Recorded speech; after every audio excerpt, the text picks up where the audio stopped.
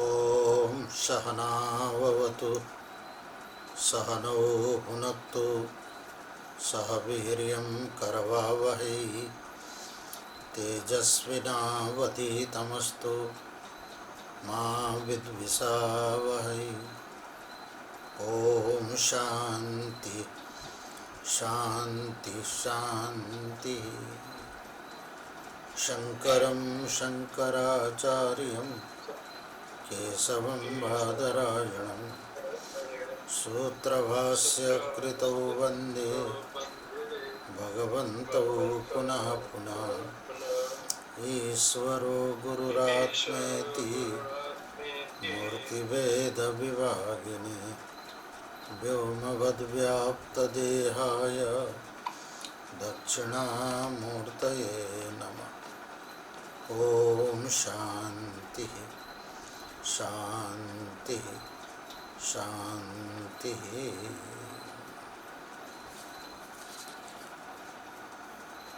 मनोबुद्ध्यहंकार चित्तानि नाहं न च श्रोत्रजिह्वे न च घ्राणनेत्रे न च व्योमभूमिर्न तेजो न वायुः चिदानन्दरूपः शिवोऽहं शिवोऽहं चिदानन्दरूपः शिवोऽहं शिवोऽहं शिवोऽहं शिवोऽहं शिवोऽहं शिवोऽहं चिदानन्दरूपः शिवोऽहं शिवोऽहं।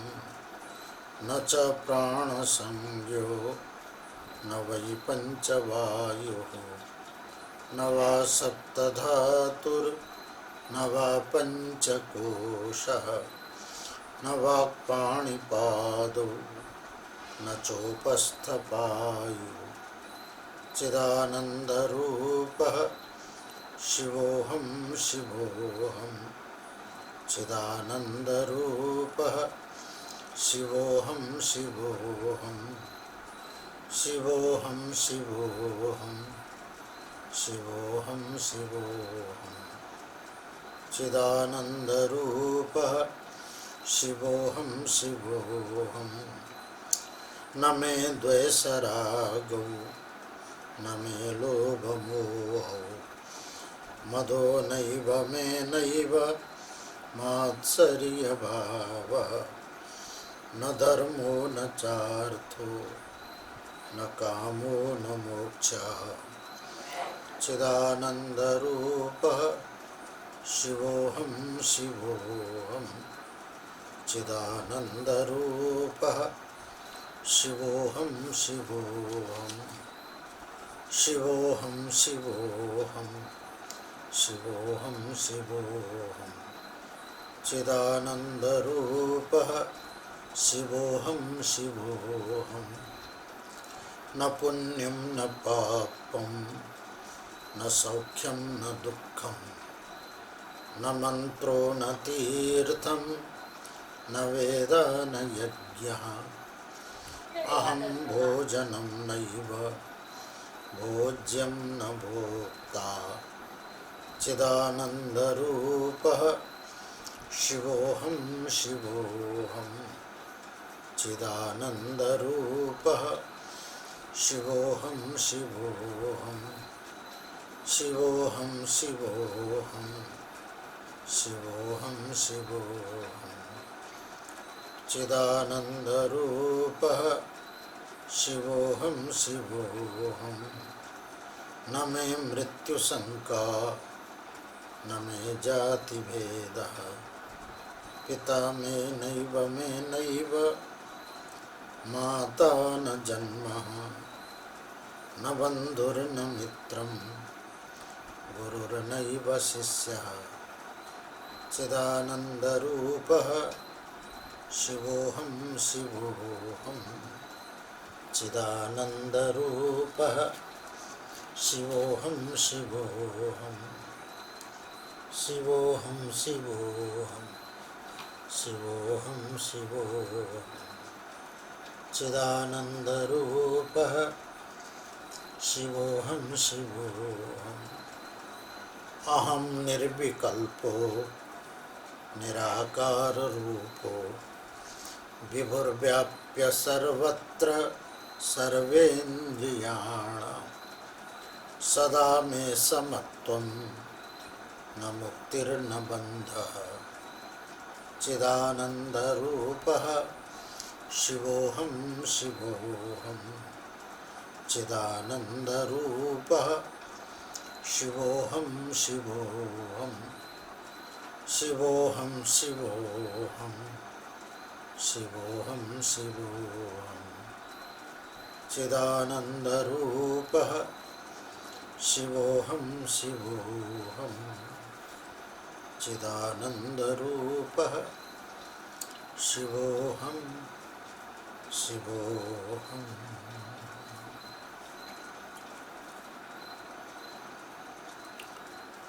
गंधर्वराज पुष्पदंताचार्य जी द्वारा विरचित भगवान शिव को अति प्रिय स्तोत्र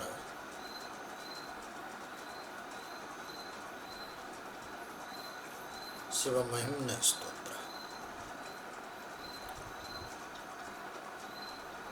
पुष्पदंताचार्य जी ने इसको फलश्रुति में लिखना है कुछ महेशान्न परो देवो महिम्नो न परो स्तुति महिम्न न परास्तुति अघोरान्न परो मंत्रो नास्ति तत्त्वं गुरुपदम्। तो सबै स्तोत्रहरूमा सर्वोत्तम स्तोत्र महिम्न स्तोत्र। अभ्यास को लागि 15वां श्लोक को व्याख्या बाँकी थियो।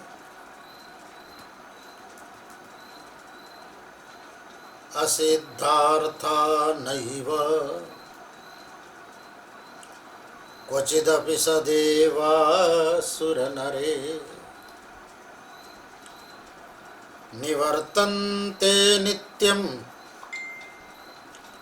जगति जयिनो यस्य विशिका सपश्यन्नीश त्वाम् इतरसुरसाधारणमभूत् स्मरस्मर्तव्यात्मा न हि वसि सुपथ्य परिभव। असिद्धार्था नैव क्वचिदपि सदेवा सुरनरे सुरकृपा विधेयस्यासीद्यस्त्रिनयन विषं संहृतवतः सकल्मासः कंठे तव न कुरुते न श्रियमो विकारोऽपि श्लाघ्यो भुवन भयभंग व्यसनिना। असिद्धार्था नैव क्वचिदपि सदेवासुरकृपा विधेयस्यासीद्यस्त्रिनयन विषं संहृतवत सकल्मासः कंठे तव न कुरुते न श्रियमो विकारोऽपि श्लाघ्यो भुवन भयभंग व्यसनिना। अकांड ब्रह्मांड क्षयचकित देवा सुरकृपा विधेयस्यासीद्यस्त्रिनयन विषं संहृतवत सकल्माषः कंठे तव न कुरुते न श्रियमो विकारोऽपि श्लाघ्यो भुवनभयभङ्ग व्यसनिन असिद्धार्था नैव क्वचिदपि सदेवासुरनरे निवर्तन्ते नित्यं जगति जयिनो यस्य विशिखः सपश्यन्नीश त्वाम् इतरसुरसाधारणमभूत् स्मर स्मर्तव्यात्मा न हि वसि सुपथ्य परिभव असिद्धार्था नैव।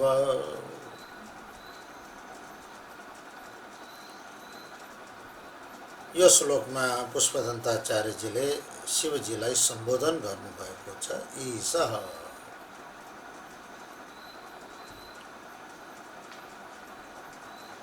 ईशनात् ईशः शासनात् ईशः।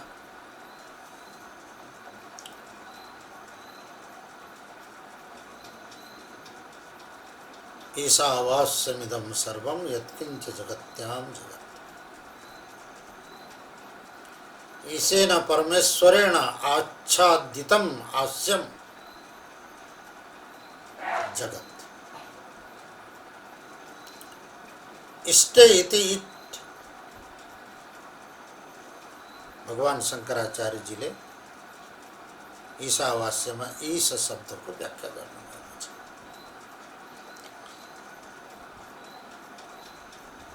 जसले समग्र विश्व ब्रह्माण्डमा शासन गर्छ।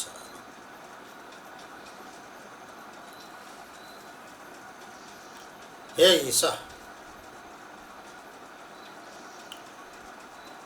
स्मर जो जैनः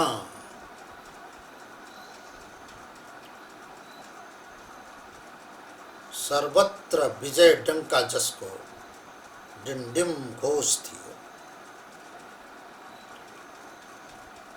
आज तक उसले पराजय को मुख देखेकै थिएन।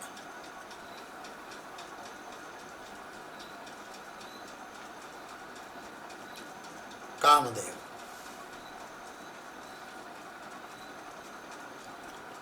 उसले जसलाई लक्ष्य गरेर उनले तीर छोड्यो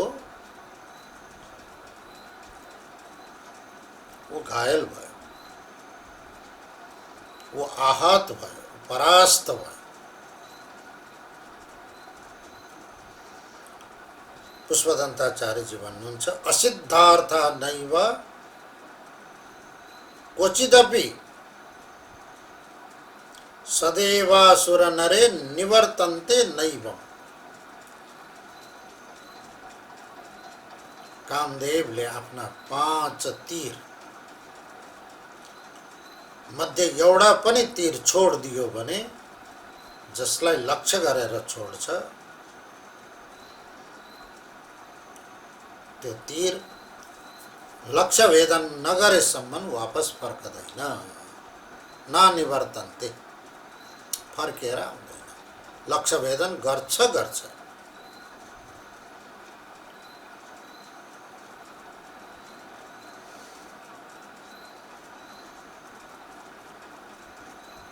त्यही कारण थियो उसलाई यस्तो घमण्ड भएको थियो। म जतिको बलवान यो दुनियाँमा कोही पनि छैन।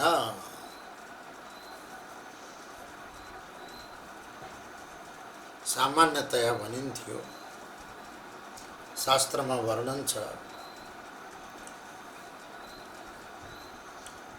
रावण सबभन्दा बलवान व्यक्ति थियो।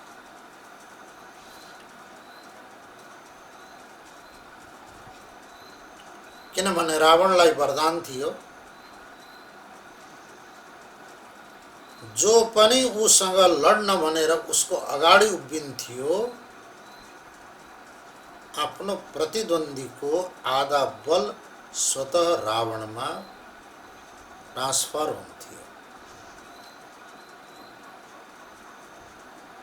गइहाल्थ्यो। रावणको आफ्नो बल त छँदै थियो, आफ्नो प्रतिद्वन्दी सामने आयो कि उसको बल आधा फेरि प्लस हुन्थ्यो। बेचारा उसको प्रतिद्वन्दी त जतिसुकै बलवान भए पनि रावणको सामने कमजोरै हुन्थ्यो।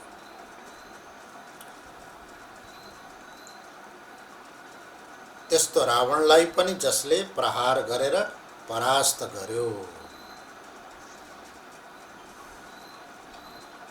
कसले? कामदेवले।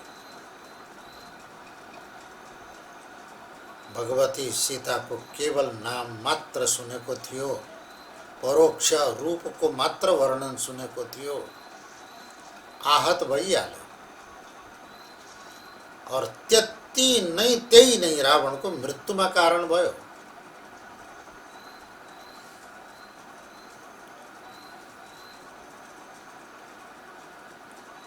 कामदेव उद्दण्ड भयो। भगवान विष्णुलाई उसले प्रहार गरेको थियो बाण। वृन्दाको पछि पागल भएर हिँडे।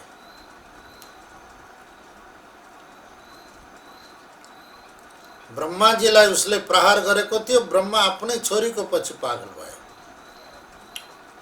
आगे वर्णन आउँछ। इन्द्रमाथि प्रहार गर्यो कामदेवले तीर। अहिल्या प्रति पागल भएर छटपटाउँदै भाग्यो।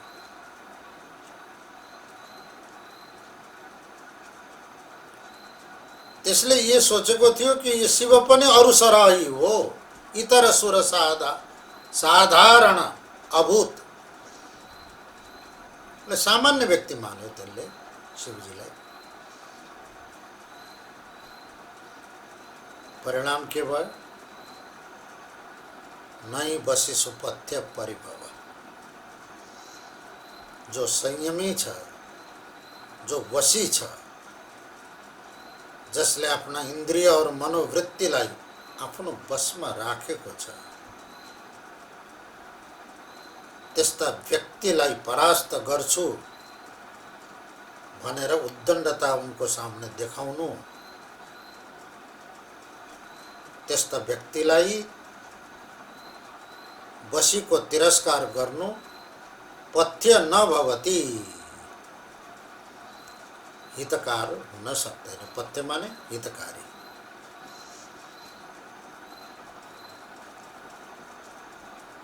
पथ्य कुपथ्य।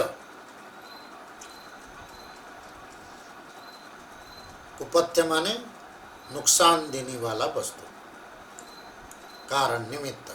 कुपथ्य सामान्यतया पथ्य कुपथ्य शब्द भोजन को बारेमा, खानपान को बारेमा आउँछ। हामी केटाकेटी थियौं, ज्वरो आएको हुन्थ्यो, रुवा खोकी लागेको हुन्थ्यो, अनि वैद्य कहाँ लिएर गयो।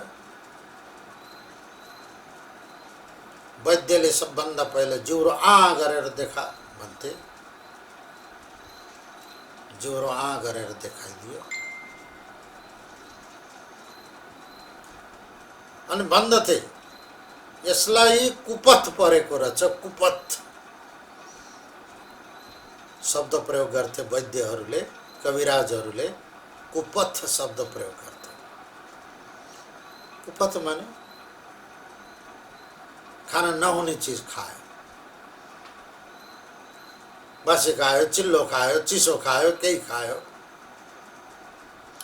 जो नियमित खानुपर्ने थियो त्यो खाएन।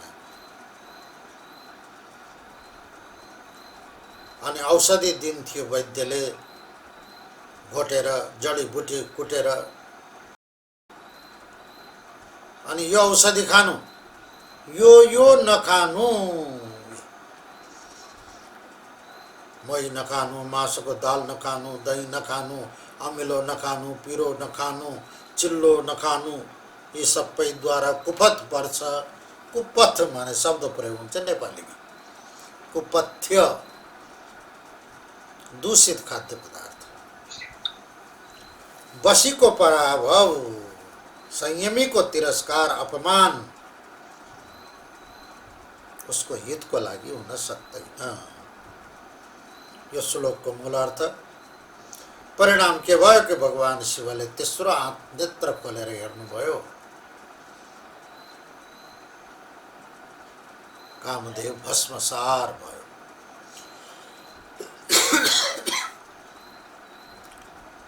तृतीय नेत्रद्वारा प्रकट भएको अग्निद्वारा, क्रोधाग्निद्वारा भस्मीभूत भयो। अब छैन, उसको कोही केही छैन। तो स्मर, केवल स्मरण भयो। त्यो पनि देवताहरूको प्रार्थनाले भगवान शिवले त्यसलाई त्यति अवशेष राखिदिनु भयो। मूल यसको प्रसङ्ग थियो। मैले हिजो व्याख्या गर्न छोडेको थिएँ। एउटा राक्षस थियो जसको नाम थियो तारकासुर।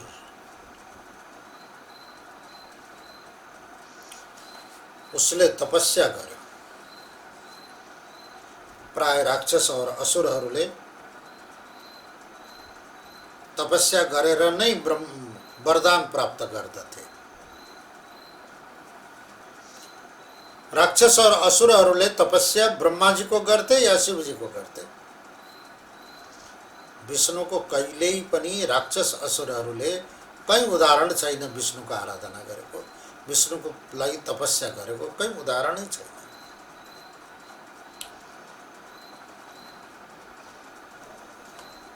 ब्रह्माजीको तपस्या गर्यो, ब्रह्मा प्रकट भए। बेटा, तिम्रो तपस्याद्वारा म प्रसन्न छु। तिम्रो के इच्छाले यत्रो कठोर तपस्या गर्यौ? तारकासुरले भन्यो, म कहिल्यै नमरौँ। मलाई वरदान दिनुहोस् कि म कहिल्यै नमरौँ, कसैद्वारा पनि कहिल्यै पनि नमरौँ। ब्रह्माजीले भन्नुभयो, बेटा त्यो सम्भव छैन।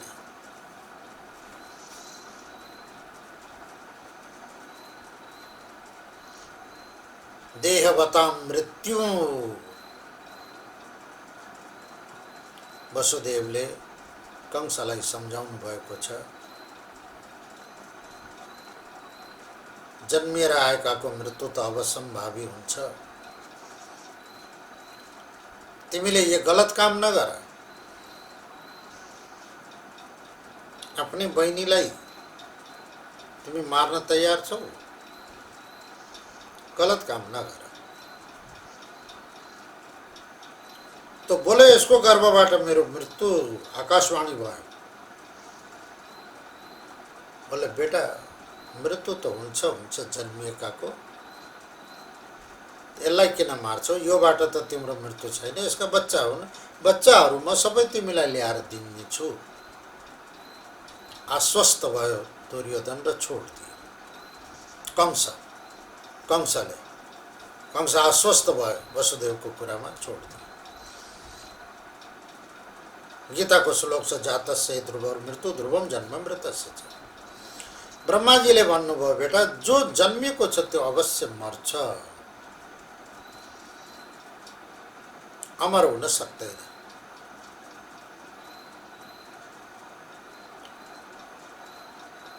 यदि तिमीलाई लाग्छ भने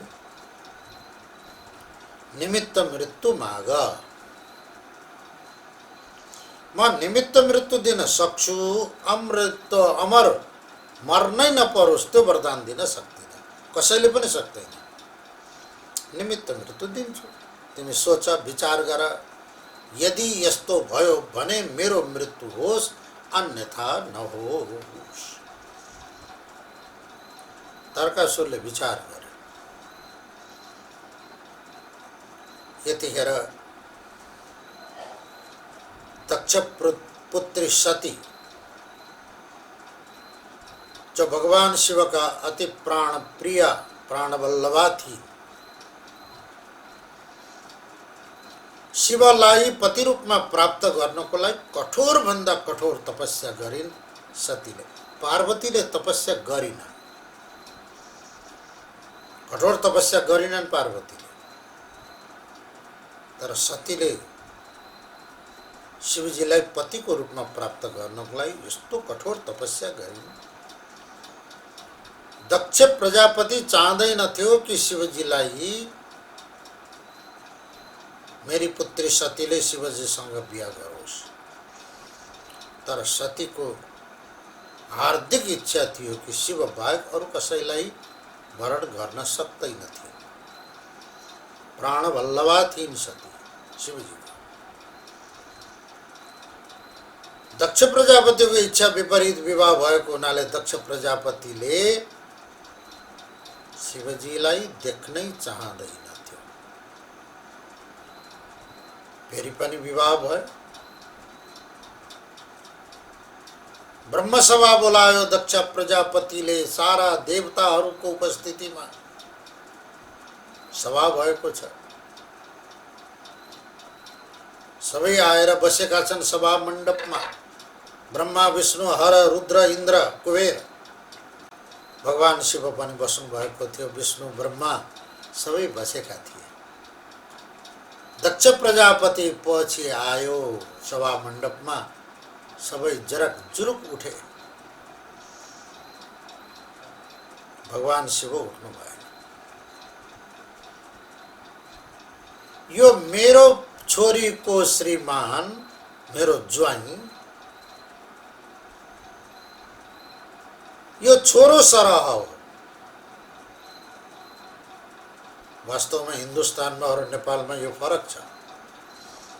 दक्ष प्रजापति त हिन्दुस्तानी थियो नि त, भारतको। हरिद्वारमा कनखलमा उसको मकान थियो, राजधानी, वहीं यज्ञ गरेको थियो। वहाँ ज्वाइँले सासू ससुराको गोडा ढोग्नु पर्छ।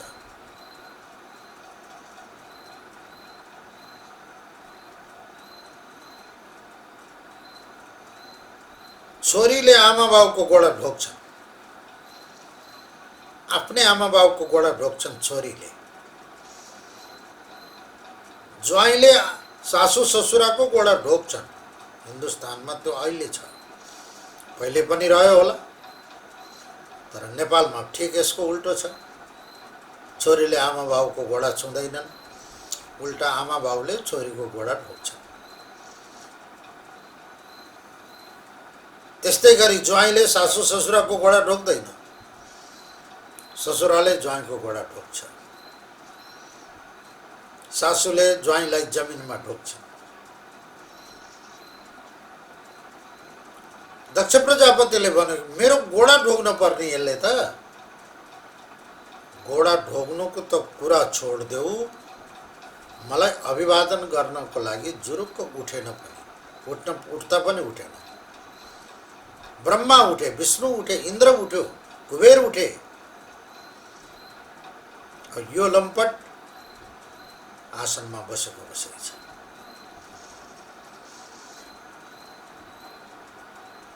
त्यहाँदेखि उसको ईर्ष्या थियो। उसलाई जसरी भए पनि मलाई अपमान गर्यो, यसले मेरो अपमान गर्यो भन्ने लागेर यसलाई अपमान गर्छु। तो आगे श्लोक आउँछ।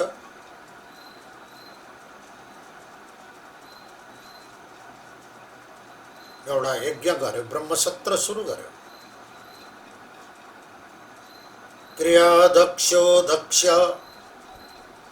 क्रतुपतिरधिस्तनुभृताम। यो श्लोकद्वारा दक्ष यज्ञको प्रसङ्ग गरेर पुष्पदन्ताचार्यजीले शिव स्तुति गर्दैछन्। पछि आउँछ यो श्लोक। सबैलाई बोलायो, शिवलाई निमन्त्रण दिएन।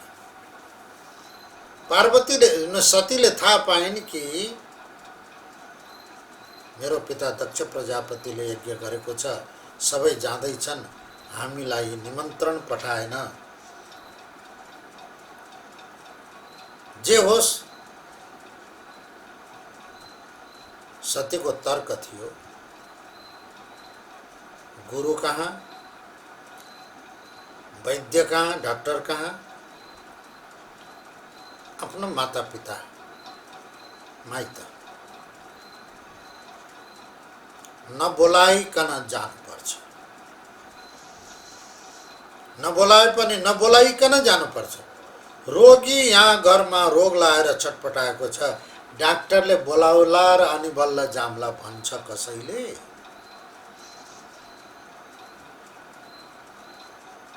गुरुको सत्सङ्ग वेदान्त विचार सत्सङ्ग चलेको छ, गुरुले बोलाउनु होला अनि बल्ल सत्सङ्ग सुन्न जाम्ला भन्छ कसैले? केही व्यक्ति त भन्छन् गुरुले प्रवचन गर्नुभयो त हामीलाई बोलाउनु भएन के रे? अरे ल लम्फू, सत्सङ्ग सुन्न बोलाउनु पर्छ। सत्सङ्ग सुनेर तिम्रो हित हुने हो कि गुरुको हित हुने हो?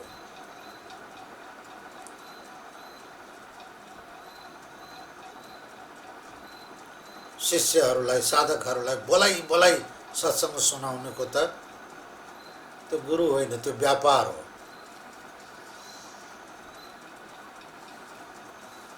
जिज्ञासु स्वयं जिज्ञासा लिएर गुरुको पासमा जानुपर्छ, नबोलाएन।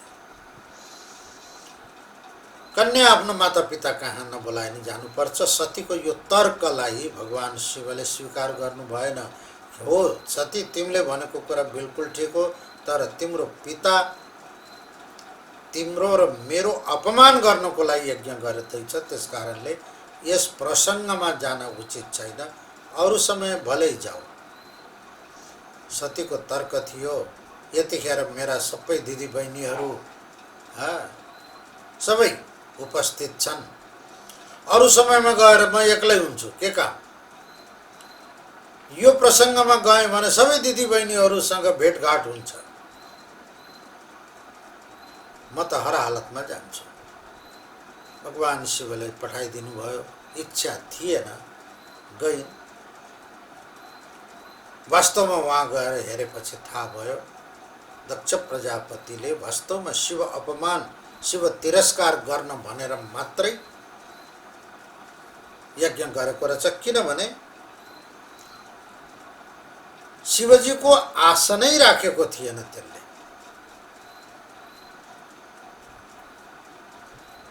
सतीलाई अति दुःख भयो र भागवतमा राम्रो प्रसङ्ग छ यो। अब यो शरीर राखे भने दक्षकी पुत्री भएको हुनाले कहिलेकाहीँ शिवजीले मलाई प्रेमसित दाक्षायणी भनेर बोलाउनुहुन्थ्यो, दक्षसँग सम्बन्धित भएको नाताले। दक्षको र मेरो सम्बन्धमा शरीरको मात्रै दक्षको र मेरो सम्बन्ध हो, मेरो दक्षसँग कोही सम्बन्ध छैन। म जो शुद्ध आत्मा हुँ, मेरो सम्बन्ध त परमात्मा भगवान शिवसँग छ, दक्षसँग सम्बन्ध छैन। शरीरलाई दक्ष यज्ञमा सतीजीले आहुत गरिदिनु भयो।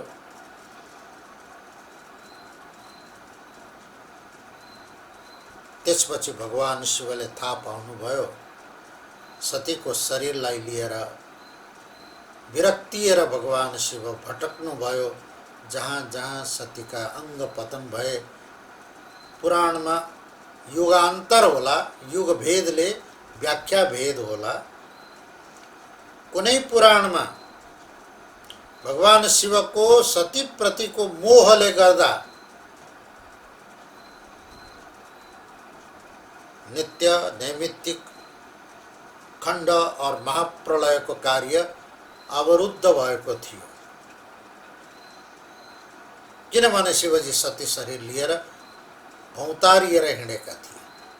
उनले आफूले गर्नुपर्ने नित्य नैमित्तिक खण्ड महाप्रलय आदि कर्म अवरुद्ध भयो। त्यो अवस्थामा भगवान विष्णुले सुदर्शन चक्र द्वारा धीरे धीरे सतीको शरीरका टुक्रा टुक्रा गर्दै खसाल्दिनु भयो। जहाँ जहाँ सतीका देह टुक्राका टुक्रामा पतित भए, त्यहाँ त्यहाँ एक एक शक्तिपीठ बन्यो। 52-56 शक्तिपीठ आज प्रसिद्ध छ। त्यसपछि जब सतीको शरीरै समाप्त भयो, अर्को पुराणहरूमा प्रसङ्ग छ कि मृत शरीर लिएर भगवान शिव घुमिरहनु भएको थियो।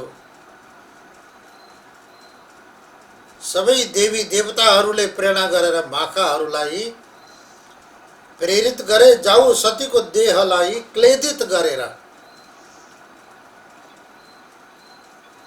गिराइदेऊ। संस्कृत शब्द प्रयोग गरें, क्लेदित, कुवाएर गलाएर खसाल्देऊ। माकाहरूले मिलेर शरीरको देहलाई कुवाएर टुक्रै टुक्रा खस्यो। प्रसङ्ग त्यति हो। केवल अन्तर यो छ कि कुनै पुराणमा विष्णु सुदर्शन चक्रद्वारा काटेर सतीको शरीर शिवद्वारा अलग्याइयो, कहीँ कुहेर सतीको शरीर नष्ट भयो। जो होस्, यो युगभेद हुन सक्छ, कल्पभेद हुन सक्छ। त्यसपछि भगवान शिव त विरक्ति र ध्यानमा समाधि लगाएर बस्दिनु भयो। यो कुरा तारकासुरलाई राम्रोसँग थाहा थियो। शिव हामी जस्ता थिएनन् कि एउटी श्रीमती मरे और अर्की बिहा गरे तुरन्तै। अस्ति यहाँ एउटा आयो देवघाटमा, बडा कुरो सुन्दै बडा आश्चर्य लाग्यो। करोडौं रुपियाँको सम्पत्ति छ, एउटै छोरो छ, एउटी बुहारी छ। बुहारीले छोरालाई बेवास्ता गरी माइत गएर बस्ती, और वहीँ माइतमै छोरी जन्माएर बसेकी छ, घर आउँदिन। चोरो जडिया भएर जाँड खाएर लफङ्गा भइदियो। कहिले होटल खोल्छु भन्छ, कहिले केही गर्छु भन्छ। मैले जमिन बेची बेची त्यसलाई पैसा दिएँ, सारा पैसा जाँड खाएर जुवा खेलेर व्यभिचार कुविचारमा लागेर सत्यानाश गर्यो। अब अलिकति सम्पत्ति बचेको छ। दिनदिनै पाखुरो ठेल्दै आउँछ र मलाई अंश दे भन्छ, मलाई अंश दे भन्छ। अब यदि मैले अंश दिएँ भने त्यसले आधा अंश लानी भयो, आधा मेरो नाममा र आधा उसले लानी भयो। मैले हेर्दा हेर्दै त्यो पनि स्वाहा गरिदिन्छ त्यसले। त्यसलाई पुरा आधा अंश दिन नपरोस् भनेर श्रीमती मरेको धेरै वर्ष भइसक्यो। त्यसलाई नालायकलाई आधा अंश दिन नपरोस् भनेर म अर्को बिहा गर्न खोजेको छु गुरु भन्छ। बा मूर्ख। चेवन काफले जिएर मैले धेरै सम्झाएँ। कति वर्षको भइस् भन्दा 65 वर्षको भएँ भन्छ। अब यो 65 वर्षको उमेरमा बिहा गर्न खोज्छ, हेर त लम्पु। किन बिहा गर्न खोजेको छस् त नि, दुःख पाउँछस् होइन। मैले अर्की श्रीमती बिहा गरेँ भने सम्पत्तिका 3 भाग लाग्छ। 3 भागमा 2 भाग मैले पाउने भए, 1 भाग मात्र त्यो नालायकले पाउने भयो। बिहा अर्की श्रीमती बिहा गरिन भने पुरै आधा लानी भयो त्यो नालायकले। त्यसलाई आधा सम्पत्ति दिन नपरोस् भनेर अर्की बिहा गर्छु भन्छ। अनि अरे बेटा, तैँले अर्को बिहा गरिस् भने फेरि त्यसलाई आधा सम्पत्ति दिनु परेन अर्कीलाई। त्यति बुद्धि किन आएन? बोले अर्कीले खान्छ भने खाओस्, तर त्यो नालायकलाई म दिन चाहन्न भन्छ। बा हेर त बुद्धि कस्तो छ जमाना। बाबा बाबा, भगवान शिव त्यस्तो हुनु हुँदैन थियो। सतीको द्वारा मैले सुख पाइन भने अब पत्नी गर्ने काम, अर्को बिहा गर्ने काम कुनै हालतमा हुँदैन। बस तपस्यामा लाग्नुभयो, समाधिमा लाग्नुभयो, जानुभयो कैलाश और समाधिमा बस्दिनुभयो। यो कुरो तारकासुरलाई थाहा छ। अब शिवले कुनै पनि हालतमा अर्को बिहा गर्नु सक्नुहुन्न। सतीले देह त्याग गरेपछि अर्को विवाह शिवजीले कुनै हालतमा गर्नुहुन्न। किन नहोस्? यसैलाई निमित्त बनाएर म वरदान माग्छु ब्रह्माजीसँग। के वरदान माग्छु? यदि मेरो मृत्यु हुन्छ भने शिवजीको पुत्रद्वारा मेरो मृत्यु होस्। तारकासुरले सोच्यो, न शिवले बिहा गर्नुहुन्छ, न छोरो पाउनुहुन्छ, न मेरो मृत्यु हुन्छ। ये उसको गणित यो थियो। ब्रह्माजीले तथास्तु भनिदिनु भयो, किनभने यो संसारमा असम्भव केही पनि छैन। शंकराचार्यजीले भन्नुहुन्छ, मायायाम सर्वसम्भव। मायाको अस्तित्व जबसम्म रहन्छ, जसलाई हामीले असम्भव भनेका छौं त्यो पनि सम्भव हुन्छ। अघटित घटनापट्टि यसै माया। ब्रह्माजीलाई यो पनि कुरा थाहा छ कि मायाको अस्तित्व रहन्जेल संसारमा अघटित घटना घट्न सक्छ। शिवजीले बिहा गर्न सक्नुहुन्छ, शिवजीले छोरो पाउन सक्नुहुन्छ, शिवजीको छोरोबाट तारकासुरको मृत्यु सम्भव छ। ब्रह्माजीलाई त यो कुरा पक्का थियो, तर तारकासुरलाई उसको सोच यो थिएन। शिवजीले कुनै हालतमा अब अर्को बिहा गर्न सक्नुहुन्न। बिहा नगरेपछि छोरो हुँदैन, छोरो नभएपछि मेरो मृत्यु सम्भवै छैन, म अमर त्यसै भइहाले। तथास्तु वरदान पाएपछि तारकासुरले अजय भइहाल्यो तीनों लोकमा। उनले आक्रमण सुरु गर्यो। कसले मार्ने उनलाई?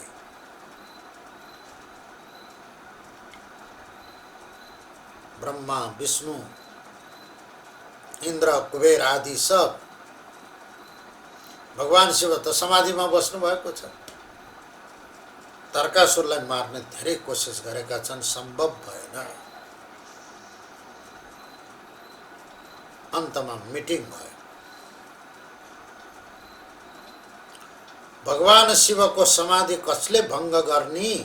यदि शिवजीले समाधि भङ्ग गरेर समाधिबाट व्युत्थान हुनुभयो भने, जाग्नु भयो भने बल्ल हामीले आफ्नो समस्या शिवजीको सामने राख्न सक्छौं। जसरी समुद्र मन्थन पश्चात कालकूट जहर निक्लियो, हामीले प्रार्थना गर्यौं त हामीहरूको कल्याण और हितको लागि, जगत कल्याण जगत हित गर्नलाई भुवन भय भङ्ग व्यसनिन भगवान शिवले जहर पान गर्न स्वीकार गर्नुभयो। त्यस्तै गरी समाधिबाट व्युत्थान भयो भने पुनः हामी प्रार्थना गर्नेछौं र हाम्रो समस्या हामी निवेदन गर्नेछौं र सायद हामीहरूको प्रति दया गरेर तारकासुरलाई मार्न भनेर पनि, पुत्र जन्माएर तारकासुरलाई मार्न भनेर पनि सायद विवाह गर्ने इच्छा गर्न सक्नुहुन्छ। विवाह गर्न सक्नुहुन्छ। भुवन भय भङ्ग व्यसनिन। अर्काको उपकार गर्नमा जसको जीवन समर्पण भएको छ, विवाह गर्दिन भनेर संकल्प गरेर बसे तापनि परोपकारको लागि सायद शिवजीले विवाह गर्न सक्नुहुन्छ। विवाह गर्दिनु भयो भने छोरो जन्मन्छ। छोरो जन्म्यो भने बल्ल तारकासुर मर्छ र हाम्रो समस्याको समाधान हुन सक्छ। तर समाधिबाट जगाउने कसले? कसरी जगाउने? त्यो मिटिङमा देवता ब्रह्मा, विष्णु, इन्द्र, कुबेर आदिको सबैको मिटिङमा कामदेव पनि बसेको थियो। यो श्लोकको मर्म यहाँबाट सुरु हुन्छ। कामदेव पनि त्यो सभामा बसेको थियो। त कामदेवले भन्यो,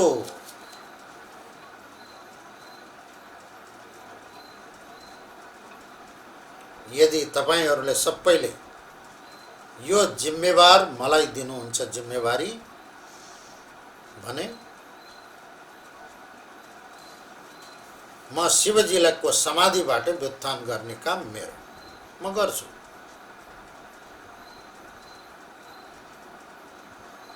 सबैले भने यता गर्न सक्छस् त किन नसक्ने।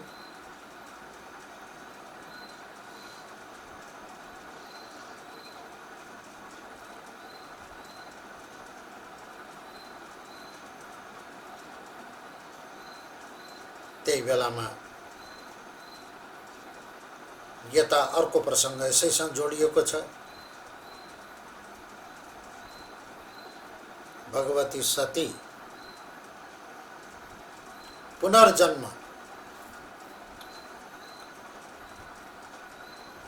पर्वतमा अस्त्युत्तरस्याम दिशि देवतात्मा हिमालयो नाम नगाधिराज। सबै पर्वतहरूको अधिराज पर्वतराज को घर मेनक द्वारा पार्वती को जन्म भएको छ। सती को पुनर्जन्म भएको छ। पर्वत पुत्री भएको कारणले उनको नाम पार्वती राखिएको छ।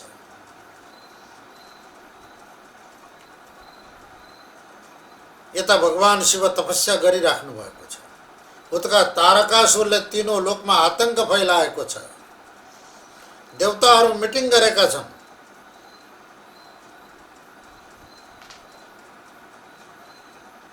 नारद जी को जिम्मा थियो पार्वतीलाई उनको आफ्नो पूर्व जन्म को स्मृति दिलाउनु। नारद जी कैलाश पर्वत पुग्नु भयो, हिमालमा पुग्नु भयो। पर्वतसँग भन्नुभयो, मेनकसँग भन्नुभयो, ये पर्वतराज, ये हजुर की जो पुत्री हो, ये कन्या, यसको विवाह हर हालतमा शिवजीसँग नै गराउनु, शिवजीलाई नै कन्यादान दिनु, अरूलाई नदिनु। किन महाराज? हजुर की यो पुत्री पार्वती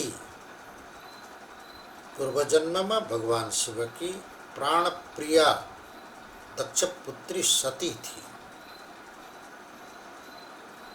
दक्ष को अपमानबाट आहत भएर दक्ष यज्ञमा शरीर परित्याग गरेकी थिइन्। अहिले पुनः तिम्रो घर पुत्री को रूपमा जन्मेकी छ।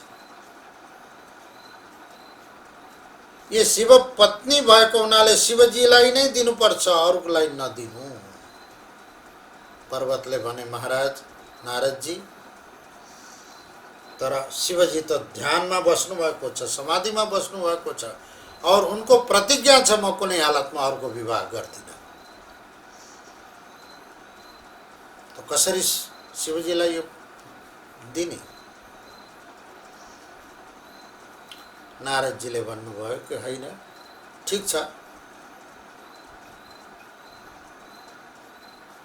पार्वती तिमी पूर्व जन्म की सती हो।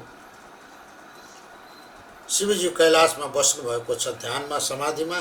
तिमी नित्य निरन्तर गएर शिवजी को आश्रम को झाडू सफाई गर्नु, फूल आदि टिपेर राखिदिनु, जल आदि भरिदिनु, भाँडा आदि माझदिनु, झाडू पोछा गर्नु, फल फूल टिपेर ल्याएर शिवजी को सामने राखिदिनु।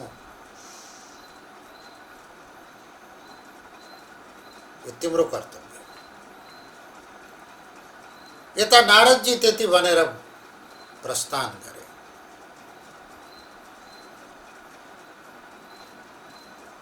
उता पर्वतराज अपनी पुत्रीलाई साथमा लिएर पत्नी मेनक सहित भगवान शिव जहाँ तपस्यामा रत हुनुहुन्थ्यो त्यहाँ पुगेका छन्। ध्यानबाट व्युत्थान भएपछि शिवजी जब ध्यानबाट जाग्नुभयो, पर्वतले अनुरोध गरेका छन् कि भगवान ये मेरी पुत्री हो पार्वती, इसको नाम ये हजुरको सेवामा बस्न चाहन्छन् र हामी पनि चाहन्छौँ कि हजुरको यो नित्य सेवा गरोस्। भगवान शिवले मान्नु भएन कि तिमी आएर सेवा गर्छौ भने म तिम्रो सेवा स्वीकार्छु, तर यो कन्याको सेवा म स्वीकार गर्दिन। दक्ष पर्वतराजले नारदजीले भनेको सबै कुरा निवेदन गरेपछि भगवान शिवजीलाई पूर्व स्मृति जाग्यो, सतीको प्रेम, सतीको माया जाग्यो भित्रबाट। त्यसो भए म विवाह त कुनै हालतमा गर्दिन, मैले प्रतिज्ञा गरेको छु। और तिम्री पुत्री सेवा गर्छ भने टाढा बसेर सेवा गरोस्, मलाई केही आपत्ति छैन। ठिक छ, झाडु गरोस्, पोचा गरोस्, पानी ल्याएर भरोस्, फलफुलको व्यवस्था गरोस्, समिधाको व्यवस्था गरोस्, तर सन्ध्याकालमा आश्रममा नबसोस्, टाढैबाट सेवा गरोस्।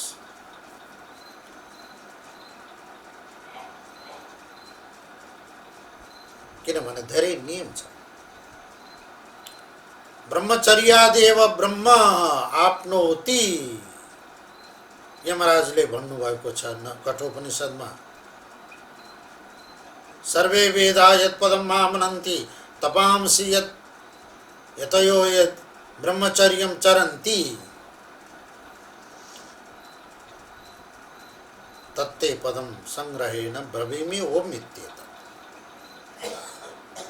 सर्वे वेदा यत् पदम मामनन्ति तपांसि सर्वाणि च यद् वदन्ति यद्इच्छन्तो ब्रह्मचर्यं चरन्ति तत्ते पदम संग्रहेण वक्ष्यामि ओम इत्येतत्। हे नचिकेता, जुन ब्रह्मपद प्राप्त गर्नको लागि ठुला ठुला देवर्षि महर्षिहरूले ब्रह्मचर्य तपस्या गरेर प्राप्त गरे, और जहाँ ब्रह्मचर्य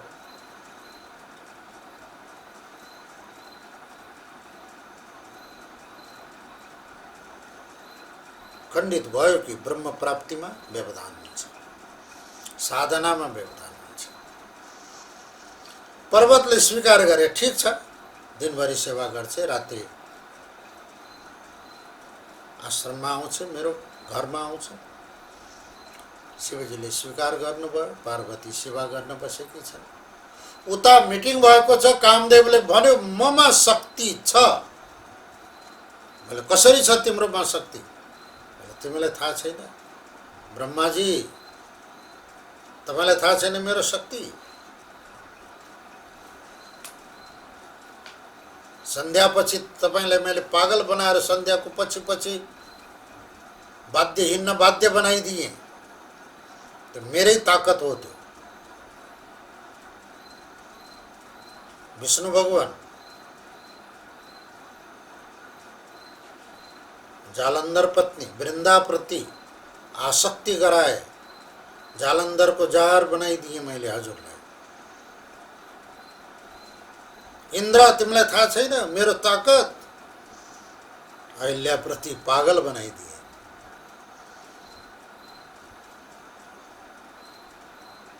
चंद्रमा, तिमीलाई थाहा छैन मेरो ताकत?